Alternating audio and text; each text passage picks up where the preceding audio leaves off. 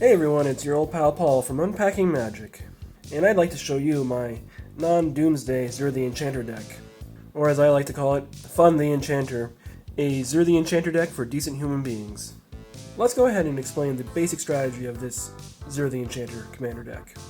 For 1, a white, a blue, and a black, you get a 1/4 flying that says, whenever Zur The Enchanter attacks, you may search your library for an enchantment card that costs 3 or less and put it onto the battlefield. The basic idea of the deck is to make use of that ability, but not to the point where, upon seeing Zur, your playgroup is going to want to all gang up on you. The first enchantment you will usually be getting with Zur's ability is Solitary Confinement, which for 2 and a white says that you must skip your draw step, and that you must discard a card from your hand during each upkeep or sacrifice Solitary Confinement. But the upside to this enchantment is that you can't be the target of spells or abilities, and all damage that would be dealt to you is prevented. So you're generally going to want to put that into play first if you're already in a bad position where most of the table is against you.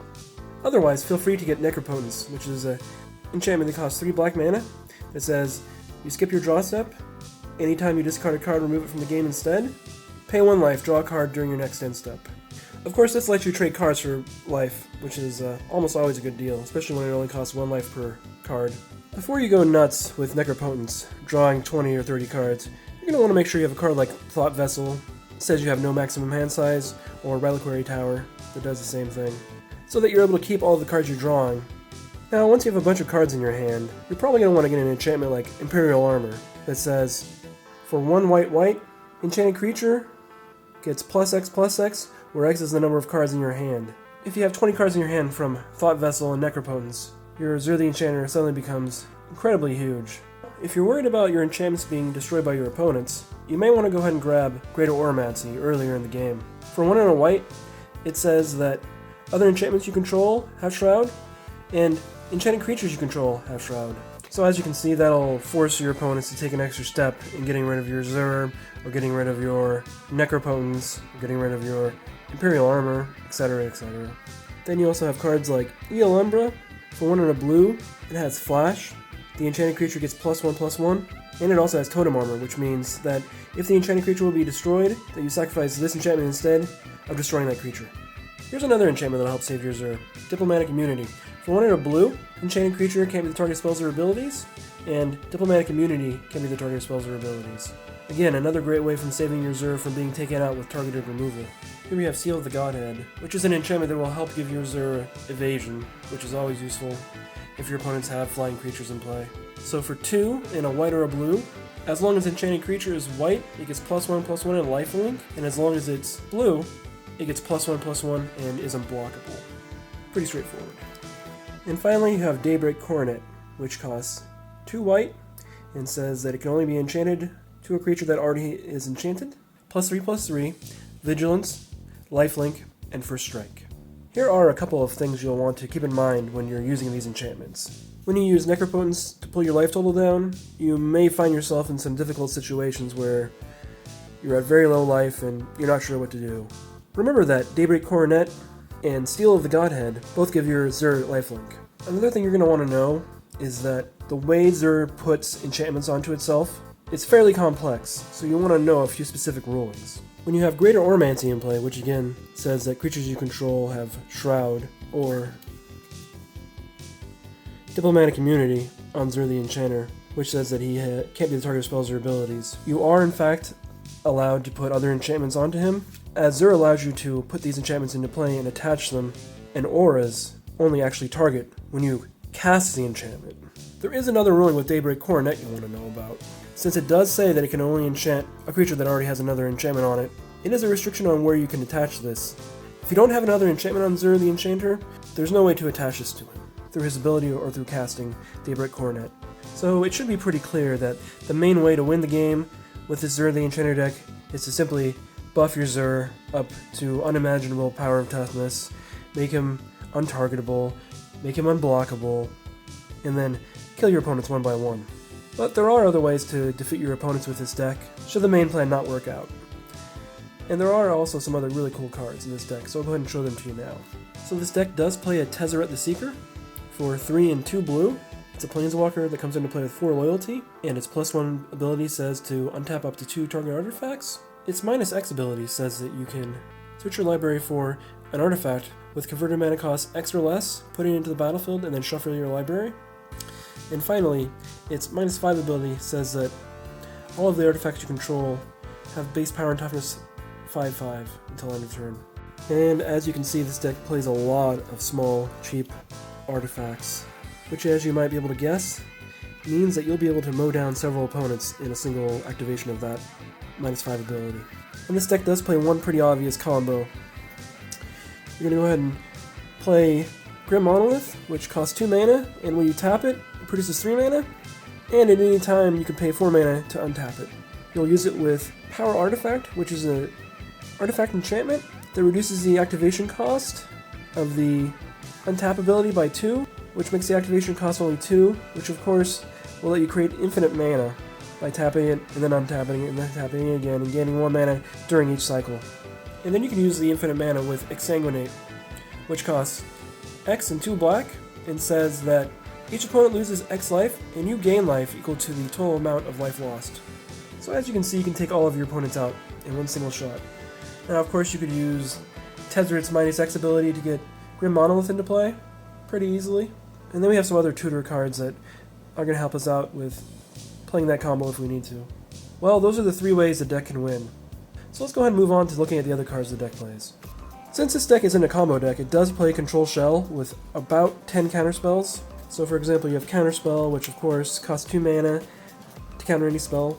You do have Mana Drain, which costs 2 mana, counters a spell, and gives you mana equal to that spell's cost during your next main phase. Force of Will, which of course lets you counter a spell for 5 mana, or remove a blue card from your hand and lose 1 life and counter a spell.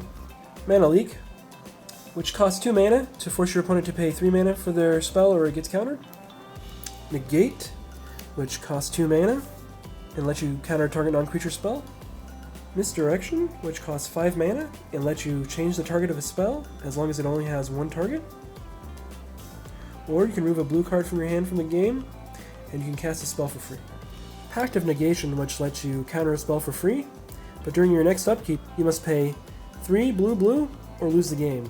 Swan Song, which costs 1 blue and lets you counter a instant, sorcery, or enchantment, and its controller puts a 2/2 token into play.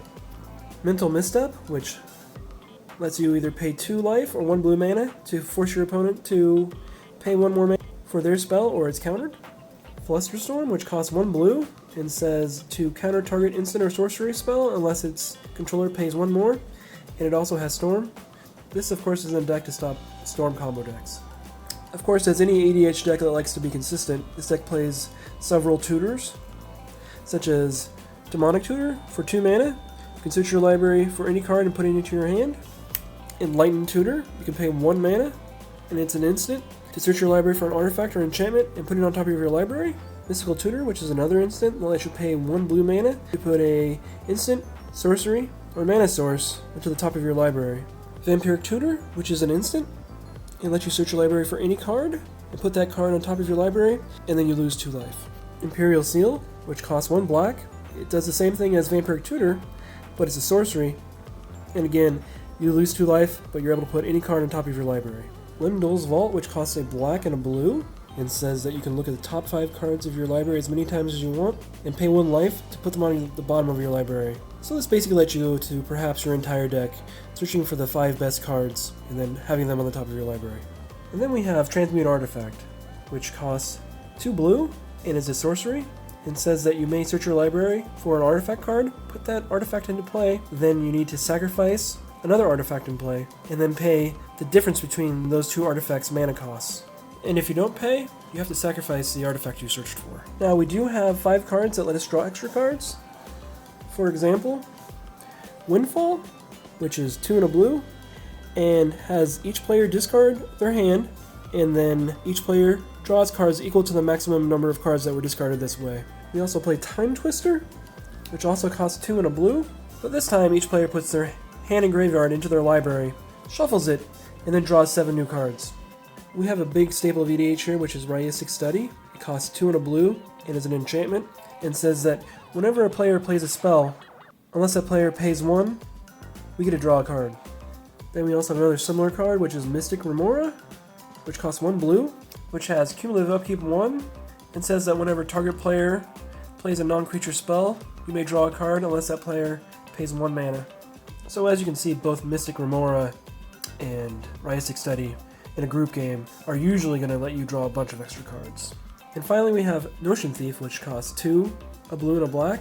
It's a 3/1 with flash that says if an opponent would draw a card past their first during their turn, they instead skip that draw and you draw a card. Let's go ahead and take a look at some of the removal in the deck. First up we have Source of Plowshares, which costs 1 white mana and allows us to remove a creature from the game, and our opponent gains life equal to its power. Then we have Path to Exile, which costs 1 white as well. We can exile a creature from the game, and then our opponent gets to search their library for a basic land and put it into play tapped. Then we have Toxic Deluge, which costs 2 and a black. As an additional cost, we pay X life, and all creatures in play get -X/-X. We also have Terminus, which costs 4 and 2 white, and says to put all creatures on the bottom of their owner's library. We can also pay the Miracle cost if it's the first card we drew in a turn by paying 1 white mana and having the same effect of putting all creatures on the bottom of their owner's libraries. We also have Cyclonic Rift, which is an instant. It also costs 1 and a blue, and says to return target non-land permanent we don't control to its owner's hand. If we pay the overload cost of 6 and a blue instead, we change the word target to each. So as you might be able to guess, if we're able to cast this for its overload cost, we're going to wipe out everything that everybody has on the table. We also have Grasp of Fate, which is an enchantment that costs 1 and 2 white that says that when it comes into play, that we can exile 1 permanent for each opponent, and that permanent stays exiled until Grasp of Fate leaves play. We have Aura of Silence, which costs 1 and 2 white. It's an enchantment that says that artifacts and enchantments cost 2 more to play, and that we can also sacrifice it to destroy target artifact or enchantment. Here are some of the colored utility spells we have, such as Rest in Peace, which costs 1 and a white. It's an enchantment that says when it comes into the battlefield, to remove all cards from all graveyards, and that whenever a card will go to the graveyard, exile it instead. Arcane Laboratory, which is an enchantment that costs 2 and a blue and says that players can only play 1 spell per turn. Copy Enchantment that costs 2 and a blue and is an enchantment that allows you to copy any enchantment in play. Yawgmoth's Will, which costs 2 and a black, is a sorcery and says that you may play cards in your graveyard as though they were in your hand, and that if any cards would go to the graveyard this turn, exile them instead. Replenish, which costs 3 and a white, it's a sorcery, and says to return all enchantments that are in your graveyard to play. So of course, if your opponent set a number on your creature enchantments, or your Necropotence, or your Solitary Confinement, this is a great way to get them back. Let's go ahead and look at the rest of the artifacts and artifact-related cards that we haven't covered yet. First we have 5 Signet or Signet-like cards, such as Dimir Signet, Azorius Signet, Orzhov Signet, Talisman of Progress, Talisman of Dominance. And then we have a lot of other great mana acceleration in Mox Diamond, Mana Crypt, Sol Ring, Mana Vault, Chrome Mox. Again, we have Thought Vessel, Felwar Stone. We also have some utility artifacts, such as Expedition Map. It costs 1 mana and lets us go ahead and pull any land out of our library and put it into our hand. We have Winter Orb, which costs 2 mana and says that each player can only untap 1 land during their untap step. So as you might be able to tell, this wreaks havoc against almost any kind of deck, but especially against control decks that don't like getting starved for mana. Then we have Cursed Totem, which costs 2 mana and says that players can't play activated abilities of creatures. Let's say one of the players in the game has a Hazoret the Fervent. They won't be able to use the deal 2 damage ability on Hazoret. Or, for example, maybe someone has a Sakura Tribe Elder. They won't be able to sacrifice it, put a land into play. We have Sensei's Divining Top, which costs 1 mana. And for 1 mana we can look at the top 3 cards of our library and put them back in any order. Or we can tap Sensei's Divining Top, draw a card, and then put Sensei's Divining Top on top of our library. Of course, this card is notorious for slowing games down, but it's also great for stacking your deck and finding the cards that you need quickly. Then we have Grafdigger's Cage, which costs 1, and says that creatures can't enter the battlefield from graveyards or libraries. And also that spells can't be cast from the graveyard. So of course this is great against any deck that's playing a lot of recursion, but it can also hurt you if you'd like to play Yawgmoth's Will soon. So keep that in mind before you play it. Then of course we have Lightning Greaves, which costs 2 mana, has an equip cost of 0, and says that equipped creature can't be the target of spells or abilities, and has haste. Which of course is great for protecting our Azure and getting him attacking as soon as possible. Then we have Scroll Rack, which costs 2 mana to cast, and for 1 and tapping it to activate it, it lets us set aside any number of cards from our hand, then put that many cards from the top of our library into our hand, then put those cards that were set aside onto the top of our library in any order. So as you might imagine, this combos really well with Necropotence and Thought Vessel, putting a bunch of cards into your hand, and then having 20 or 30 cards in your hand, and then activating this ability lets you just plow through your deck. Then we have Trinket Mage. It's a 2/2 creature that costs 2 and a blue. When it comes into play, you can search your library for a artifact card with converted mana cost 1 or less, and put that card in your hand. Trinket Mage gives us the ability to find mana acceleration as well as utility artifacts. Let's go ahead and take a look at the lands now. So we'll just go ahead and go through the mana fixing lands quickly, as most people know what they are. First we have 2 swamps, 4 islands, 1 plains, a polluted delta, a flooded strand, a marsh flats, watery grave, godless shrine, hallowed fountain, underground sea, tundra, scrubland, City of Brass, which of course, anytime it becomes tapped, you take 1 damage, but you're able to make any color of mana from it. Mana Confluence, which of course is a fixed version of City of Brass.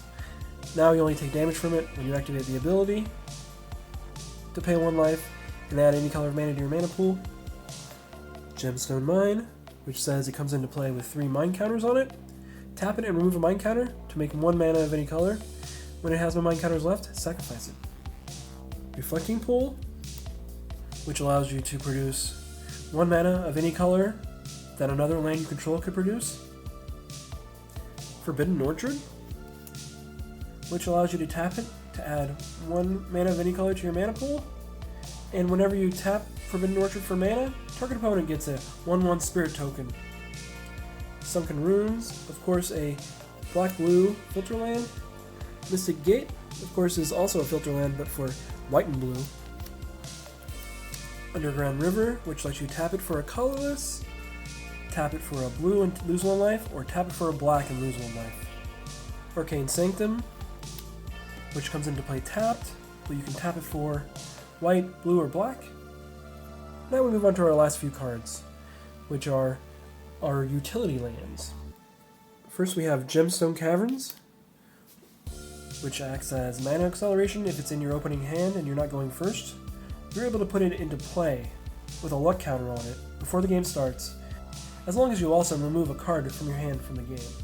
Then its tap ability says to tap it to add 1 colorless mana to your mana pool, unless it has a luck counter on it, which in that case, put 1 mana of any color into your mana pool.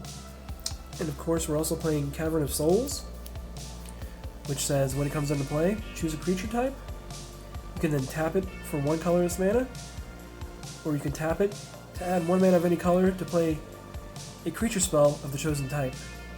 And that spell can't be countered, which of course is going to be big against any control decks at the table.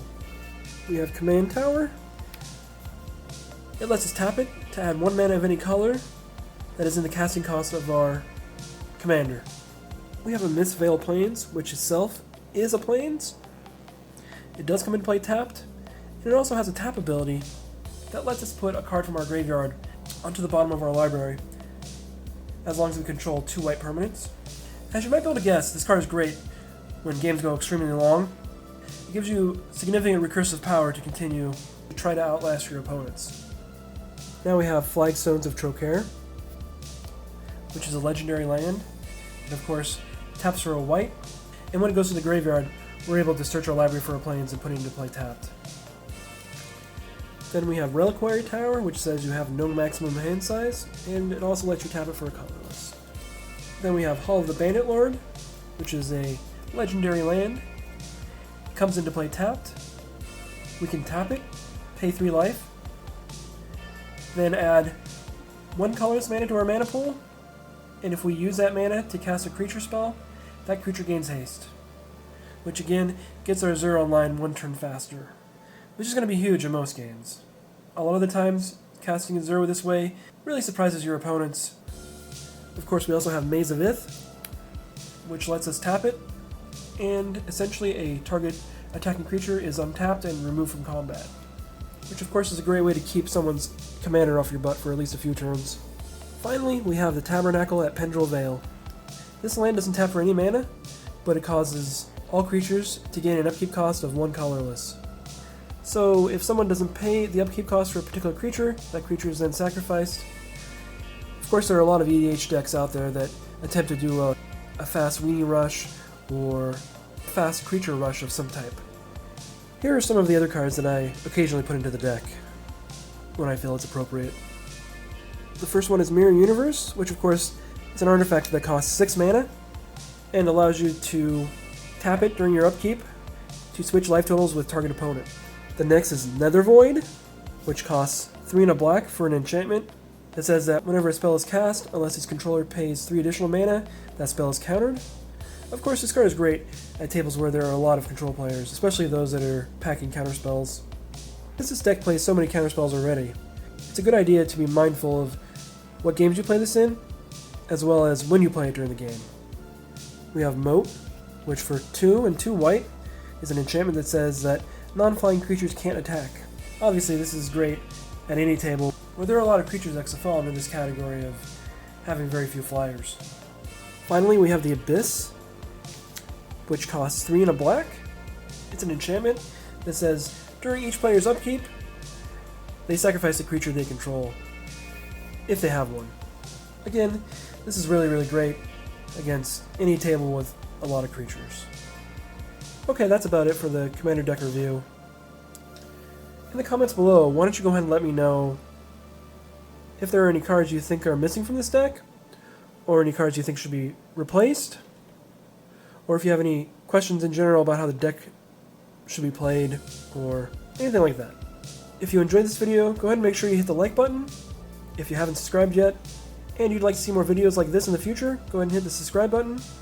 And finally, please make sure to share this video on Facebook and Twitter, and any social media sites that you frequent. Thanks for joining me in this video. I'll see you again real soon, and have a great day. Bye.